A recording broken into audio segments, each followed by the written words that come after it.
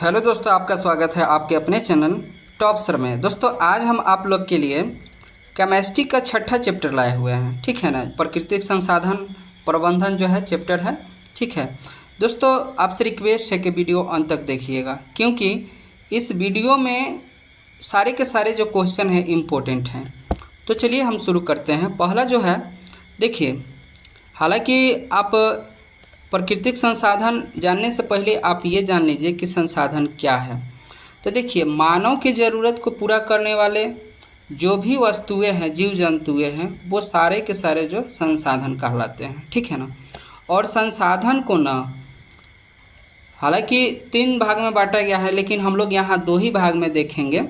संसाधन को है दो भाग बांट दिया गया। एगो है प्राकृतिक संसाधन और दूसरा का है मानव निर्मित संसाधन। देखिए, मानव एक खुद भी संसाधन कहा जाएगा।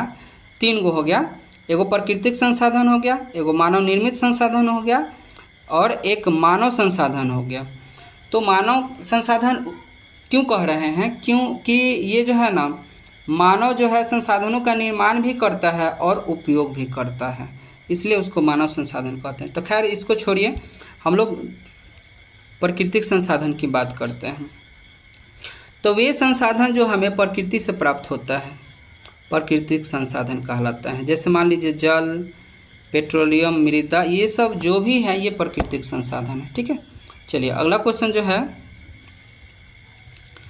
RRR यानी ट्रिपल R का अर्थ समझाइए। तो देखिए, इसका अर्थ होता है आर, पहला R का मतलब है रेड्यूस यानी कमी, दूसरा का R का मतलब है रिसाइकिल यानी पुनः चालन, और तीसरा का है रीयूज यानी पुनः उपयोग। इसका मतलब होता है कि ये जो है बैलेंस बनाए रखता है हमारे प्रकृति के जो भी वस्तुएं हैं उनके। जैसे मान लीजिए किसी चीज़ की कमी हुआ तो रिसाइकिल, उसका निर्माण होगा और फिर उसके बाद है उपयोग होगा, ठीक है। चलिए आगे जो है, पर्यावरण प्रबंधन किसे कहते हैं? तो देखिए, मानव तथा पर्यावरण के बीच संबंध सुधार की प्रक्रिया को पर्यावरण प्रबंधन कहा जाता है। कहने का मतलब है कि पर्यावरण को सही बनाए रखने के लिए मानव जो है उसमें सुधार करे, उसको पर्यावरण प्रबंधन कहा जाएगा। चलिए अगला क्वेश्चन जो है, जल संसाधन संचयन, जल संचयन किसे कहा जाता है? तो देखिए, बारिश के पानी को विभिन्न तरीके से संचित करना या बचाना जल संचयन कहलाता है। कहने का मतलब है कि देखिए, कुछ ऐसे भी इलाके हैं जहाँ पे पानी की बहुत ज़्यादा दिक्कतें हैं, तो वहाँ पे क्या किया जाता है ना कि बारिश जब होता है तो उसके लिए एक ऐसा व्यवस्था बनाया जाता है कि जो बारिश का जल है किसी गड्ढा में स्टोर हो जाए, ताकि हम उसको उपयोग कर सकें, ठीक है। इसको जल संचयन कहा जाएगा। चलिए आगे देखिए, जैव विविधता क्या होता है? तो देखिए, पृथ्वी पर विभिन्न प्रकार के जीव की उपस्थिति को ही जैव विविधता कहते हैं। कहने का मतलब दोस्तों कि हमारे आसपास अनेकों जीव हैं, वो जीव किसी न किसी रूप में एक दूसरे से भिन्न है, और जब भिन्न है तो उसी को जैव विविधता कहते हैं। विविधता का मतलब भिन्नता, अलग अलग हो, ठीक है। चलिए आगे बढ़ते हैं। ऊर्जा के गैर परंपरागत स्रोत किसे कहते हैं? तो देखिए, सौर ऊर्जा, पवन ऊर्जा, बायोगैस इत्यादि जो है ऊर्जा का गैर परंपरागत स्रोत है, ठीक है। चलिए आगे क्वेश्चन जो है,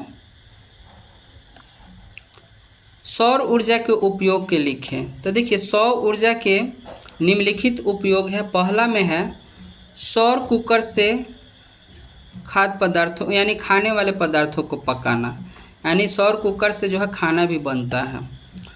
सौर जल ऊष्मक के रूप में जल को गर्म करते हैं, यानी सौर सेल से जो है जल भी गर्म किया जाता है। सौर शक्ति संयंत्र से विद्युत ऊर्जा का भी उत्पन्न किया जाता है, और सौर सेल्स की मदद से सौर ऊर्जा को विद्युत ऊर्जा में भी बदला जाता है। देखिए, सौर ऊर्जा हम लोग अपने गाँवों में यूज करते हैं, उसमें क्या होता है ना, सौर ऊर्जा से लाइट जलाया जाता है तो वही विद्युत ऊर्जा में बदला जाता है, ठीक है। चलिए आगे देखिए, बायोगैस। तो देखिए बायोगैस वनस्पतियों, पशुओं के मल मूत्र, अन्य व्यर्थ पदार्थों, कूड़ा कचरे जैसे व्यर्थ पदार्थों से पैदा की जाती है। कहने का मतलब है ना कि जितना अपशिष्ट पदार्थ होता है ना, उसी से जो है बायोगैस का निर्माण किया जाता है। यह जो है methane, carbon dioxide, hydrogen sulphide तथा जल वाष्प आदि गैसों का मिश्रण होता है। इसका प्रमुख घटक जो है मीथेन होता है। दोस्तों ये आप सुने ही होंगे कि गोबर में कौन सी गैस पाए जाते हैं, तो वो जो है मीथेन पाए जाते हैं। ठीक है, चलिए आगे देखिए।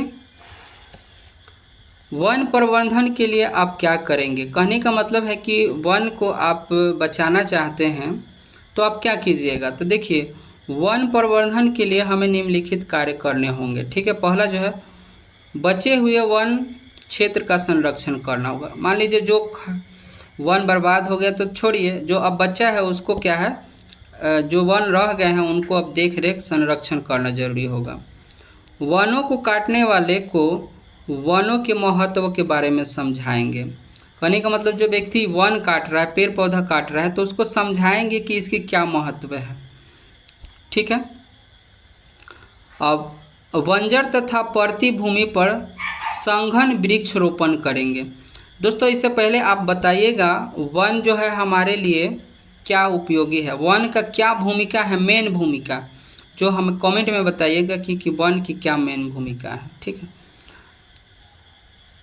लोगों में वृक्षारोपण के लिए जागरूकता फैलाएंगे, यानी लोगों से हम कहेंगे कि वृक्ष को लगाइए, उससे जो फ़ायदा होता है वो उनको बताएंगे।